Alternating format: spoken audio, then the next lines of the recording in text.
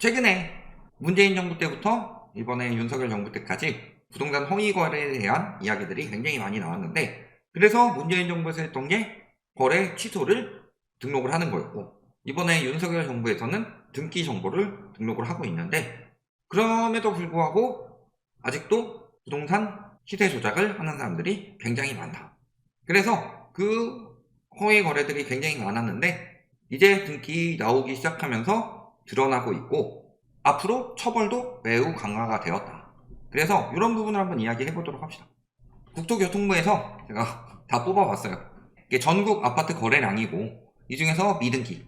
근데 8, 9, 10월이 미등기가 높은 이유는요, 당연히 등기를 바로 안 치고 조금 걸리는 경우도 있으니까. 그런 경우도 있으니까 많이 나왔다고 하더라도 1월 때 신고, 2월에 신고, 3월에 신고, 이런 것들도 아직 미등기가 많이 남아있다는 거죠. 그래서 전체 미등기 비율은 22.75%고, 즉 아직 4개 중 하나는 미등기다. 근데 요 최근 3개월을 가지고 이야기를 하면은 좀 그렇지 않냐? 그래서 3개월 이상, 그러니까 1월부터 7월까지 중에서 미등기 비율이 그래도 9% 정도 된다. 이런 상황이고요. 서울은 더 심각합니다. 보시면은 서울도 최근이야. 워낙 안 됐으니까. 그렇지만 과거에도 굉장히 많이 미등기가 나오고 있죠. 그래서 서울도 전체 미등기는 30%가 넘어가고요. 이 중에서 최근 3개월을 제외한 미등기만 보더라도 12%가 넘어간다. 그러니까 저 정도면 8개 중 하나 정도는 허위 거래다. 이렇게 보시면 되겠죠. 그래서 이 허위 거래가 굉장히 심각하고 부동산 시세를 굉장히 교란을 한다.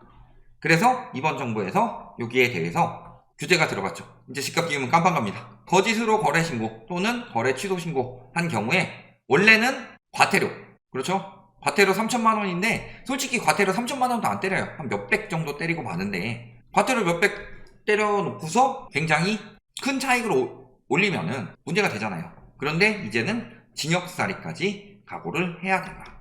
물론 벌금으로 끝날 수도 있지만 어쨌든 벌금이랑 과태료는 달라요.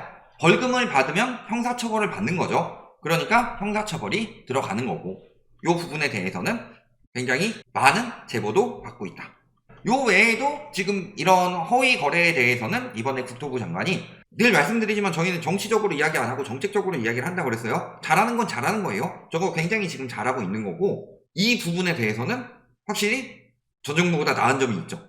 부동산 정책 부분은 띄우는 정책을 많이 쓰긴 했지만 불법 행위에 대한 부동산 응징, 제재 이런 것은 이번 정부가 확실히 검사 정부라 그런지 굉장히 강력하게 들어가고 있다. 이렇게 보시면 되겠고요. 자, 공인중개사 지금 전월세 중개 때 이제 집주인 체납 정보도 반드시 설명하는 걸로 바뀌었습니다. 예전에 이거에 물리신 분들이 굉장히 많았어요. 예를 들어서 체납이 됐는데 모르고 들어가죠. 그거는 등기에 안 뜨니까. 그래서 들어갔는데 전세로 들어갔어요. 근데 갑자기 막 압류 들어오고, 그래서 경매를 넘기자니 체납보다는 내가 받은 전세가 오히려 후순위가 돼서 전세 보증금을 손실본 분들이 굉장히 많았다. 그러니까 이 부분이 문제가 되고, 이거는 그래서 문재인 정부 때도 계속 저런 부분이 나왔어야 된다, 법제화 돼야 된다, 이런 부분을 이야기를 했는데 이제 법제화가 됐습니다. 그러니까 체납 정보에 대해서 과거에는 저희가 막 부동산에 가서 그래도 어떻게든 물어봐라, 근데 집주인은 굉장히 기분 나빠할 거다, 그래서 알아내기 쉽지는 않지만 그래도 큰돈이 걸렸으니까 어떻게든 알아내셔라, 이런 부분에 대해서 말씀을 드렸는데, 이제는 이게 된다고 하니까 전세하는 방법이 조금 더 유리해졌죠. 전세 세입자 입장에서는 더 유리해졌고, 임대인 입장에서는 전세 사기 형식으로 떠넘기는 수단이 하나가 줄었다. 이렇게 보시면 되겠고요. 이런 건 좀 더 강화돼야 되겠죠. 지금 공인중개사 잘못으로 피해를 봐도 배상금은 절반 수준이다. 그래서 실제 지급액, 예를 들어 사기를 당했다, 그래서 청구를 했는데 지급률은 55.9% 정도밖에 되지 않는다. 물론 이것도 많이 오른 수준이고, 그 다음에 조심해야 될 거, 요거 증서에 찍힌 거는 뭐라고 그랬어요? 한도가 소진되면 받을 수 없습니다. 뭐 공인중개사 개인한테 소송 걸어가지고 뭐 받는 부분 제외하고, 그냥 부동산 자체에 걸려있는 공제증서의 한도가 옛날에 1억이었고 지금은 2억인데, 요거 나 혼자 다 먹는 거 아닙니다. 앞에 몇 번 당한 사람들 많으면은 소진돼서 못 받을 수도 있기 때문에 이런 것들도 조금 더 강화해서, 잘못된 중개로 인해서 문제가 생겼으면은 공제증서 한도를 없애고 물어준 다음에 허브처럼 중개사한테 청구를 하는 방법으로 가는 것도 좋지 않을까. 이런 것도 좋은 방법이다. 이렇게 보시면 되겠고요. 그 다음에 전세 사기는 이제 실형 나오고 있습니다. 매우 짧지만 84억 원 줘서 8년. 와, 연봉 10억. 개쩔죠? 세무녀, 징역 10년. 여기는 아주 악질이죠. 그 다음에 뭐 빌라 일당은 5에서 8년. 이런 형식으로 지금 이게 광양, 백지성 제 임대 사업자 이 사람도 실형. 이런 식으로 지금 굉장히 많이 나오고 있는데 좀 더 세게 때릴 필요는 있어 보이지만 그래도 실형이 하나씩 나오고 있다는 것 자체가 많이 나아지고 있다는 거죠. 아킬레스와 거북이에 대해서 이야기를 했어요. 아킬레스가 거북이를 끝까지 따라잡을 수 없다. 이게 아킬레스와 거북이의 이론인데 그럼에도 불구하고 조금씩 계속 가까워진다. 즉 법망을 빠져나가서 더 사기를 치고 더 뻔뻔스럽게 나올 수 있고 징계 안 받고 이런 것들을 법망을 빠져나가는 것들을 계속 줄여가고는 있다. 그러니까 자금 출처 확실하게 밝혀서 빼돌린 재산, 은닉재산 같은 거 찾아가지고 돌려주는 이런 쪽도 조금 더 강화됐으면 좋겠다라는 거죠. 그러면은 이런 식으로 지금 여러 가지가 강화되고 있고 오늘 핵심은 전세 사기보다는 부동산 허위 신고에 대한 제재가 들어가고 있기 때문에 앞으로 이런 짓거리 하기가 굉장히 힘들어진다는 거죠. 자, 그래서 보시면 신고가로 아파트를 매매했다고 한 후 띄운 다음에 신고된 가격 수준으로 매도하고 이런 방법으로 단지 4개에서 한 명이 44건을 매수해서 41건을 매도하면서 25%가량의 시세 차익을 편취한 이런 인간들 같은 경우를 아주 평생 가다놔야 되죠. 미국식으로 한 징역 40채에서 한 41채 정도 사기 쳤으니까 개당 10년씩 해가지고 한 410년 정도 박아놓고 그러면 모범수로 열심히 하면은 형량 줄여가지고 250살쯤엔 나올 수 있지 않을까. 이런 식으로 엄청나게 사기들을 쳤는데 이런 것들은 이제 사기가 사라져 가게 되면요. 지금 엄밀하게 말씀드리면 상승장이 아니라고 그랬어요. 왜? 상승장이라고 보기에는 거래량이 너무 미약하다. 그 다음에 매수 심리도 100을 넘는 상황이 아니고 매물이 계속 쌓이고 있다. 그런데 가격이 막 고가 거래되는 것들은 분명히 띄우는 세력들이 있다. 이런 부분 말씀을 드렸었고 아직도 등기 안 된 것들이 굉장히 많이 있잖아요. 그런데 그런 것들을 하기가 이제 굉장히 힘들어진다는 소리죠. 그러니까 만약에 진짜 그런 식으로 사기쳐가지고 돈 벌어 먹어야지 하는 사람들도 이런 거 널리 퍼뜨려 줘야 되죠. 아, 그럼 징역 가는구나 라고 하고 꿈 깨라 이렇게 만들고 싶은 거고. 그러니까 이런 것들 사라지니까 실제 현황이 어떻게 돼요? 지금 강남 집주인들 걱정이 쏟아지고 있다. 그래서 보면은 뭐 재건축 추진자인지 재건축은 무조건 뜬다. 왜? 분양가 계속 올라갈 거니까. 이런 식으로 부추겼는데 보면은 하락 거래가 이어지고 있죠.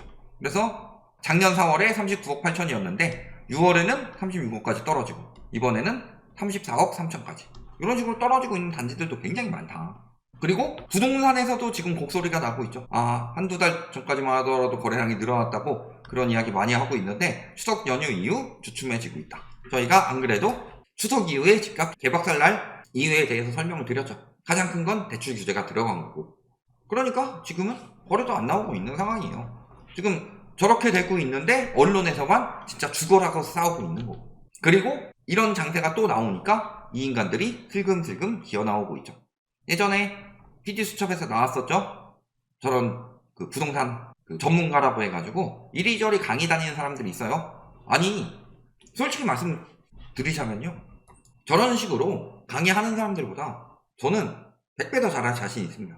근데 진짜 막 별 꼴같지도 않은 이야기 가지고 여기 뭐 들어오니까 올라요, 여기 학군 좋으니까 올라요. 근데 엄밀하게 말씀드릴게요. 저들이 오른다고 한 지역에 오르는 이유는 뭐냐? 저들이 찍어줘서 당신들이 들어갔기 때문에 오르는 겁니다. 그런데 강의료는 수백에서 뭐 1,000만 단위까지 받아 처먹고 있죠. 심지어는 그렇게까지 강의하면서 청년층에게 수익형 호텔을 팔아가지고 당시 수익형 호텔을 한 수수료 1,000만 원 정도 했는데 그거를 먹었는지 안 먹었는지 모르겠어요. 다만 그 상황에서 강의료 1,000만 원 먹고 그런데 그 수익형 호텔은 수익이 나지 않아서 말씀드리지만 수익형 호텔은 그 분양 대행사에서 말하는 것처럼 수익이 안 나요. 맨날 뭐 7% 8% 난다 그러는데 날 수가 없는 구조다. 그래서 3대 죄악을 말씀드렸죠. 부동산 시장에 기획부동산, 그 다음에 지주택, 그리고 또 하나가 수익형 호텔 이렇게 말씀드렸는데 청년층이 1,000만 원 써가지고 강의 듣고 수익형 호텔 분양 받아가지고 아직도 빚 갚으면서 살고 있다. 몇 년째 이런 상황에 걸리는 건데요. 저들은요 강의료 받고서요 안 되면은 잠수합니다. 요즘에 모 부동산 유튜버 지금 한 몇 개월째 안 나오고 있죠. 그 사람한테 비싼 강의료 주고 강의 받아서 했는데 망해가지고 글 올리니까 삭제하고 그랬다가 그거 걸려가지고 결국에는 도망가버렸다. 유튜브 할 때 뭐 사람들 만날 때는 얼굴 까면서 유튜브 자체에는 얼굴 안 까는 이유가 있었다. 그런 것처럼 다 도망갈 거예요. 저런 사람들 말 믿지 말고, 사실은 저런 식으로 사기쳐가지고 시세 교란을 하게 되면은 저런 사람들이야말로 처벌 대상으로 해야 된다. 근데 이런 걸 확실하게 하게 되면요, 그래도 문재인 정부보다 나아지겠죠. 이 부분은 문재인 정부보다 나아지고 있습니다. 부동산 정책은 못해요. 솔직히 부동산 띄우기 정책만 나오고 있는데, 부동산 사기꾼들 잡아넘는 정책은 문재인 정부보다 낮게 가고 있다. 그래서 보시면 어때요? 여기도 예전에 문재인 정부에서 줄줄이 방종하게 만들었었죠. 시세 교란하는 유튜버들 제재하겠다 라고 해서, 그때 보시면은 이런 사람들, 이분 솔직히 말해서요, 상승분자였어요. 21년 말까지 뭐라고 그랬냐? 서울은 계속 오르고 강남은 계속 오르고 다른 데는 떨어져서 양극화될 거다. 근데 이제는 완전히 폭락론자처럼 이야기를 하고 계시죠. 이런 분들 있고, 그 다음에 요 인간은 옛날에 저희 저격도 했던 사람이죠. 도망갔죠. 그 다음에 뭐 요분이랑도 한번 예전에 이야기했었는데, 임대사업 등록해가지고 엄청 투기하신 분이고, 근데 저들 잡아 넣겠다 말만 했지 안 했어요. 근데 이번 정부는 확실히 잡아놓고는 있으니까, 물론 저 사람들은 아직 아니지만, 시대 교란하는 것을 조장하는 사람들, 요 사람들은 아직 아니지만, 일단은 그 대놓고 아예 그 거짓 실거래가 띄우고 이런 것들은 잡아놓고 있으니까 요 부분은 확실히 더 강력하게 나오고 있고, 이게 확실시 되면요, 요런 거는 한번 제정을 해놓으면은 수행할 수가 없습니다. 아니, 내가 실거래가 조작을 했는데 왜 징역까지는 너무 과한 것 같아요. 다시 과태료로 바꿔주세요. 라고 하는 그런 식으로 돌아가는 경우가 없을 것이다. 그러니까 요 부분은 확실하게 강력하게 가고, 그러면은 앞으로도 시세 교란은 굉장히 많이 줄어들 수밖에 없다. 아까 뭐 전세 사기 쳤던 사람들처럼 연봉 10억 받지 뭐 8년 깜빵 가야지 이런 식으로 하는 경우도 있겠지만, 이 부분은 계속 강화가 될 것이기 때문에 앞으로 시세 조작하기 굉장히 힘들어졌다. 그런데 하필 그 시기가 언제다? 대출 다 막힌 10월부터다. 그러니까 이것은 확실히 결과가 더 빠르게 나올 수밖에 없다. 이렇게 보시면 되겠습니다.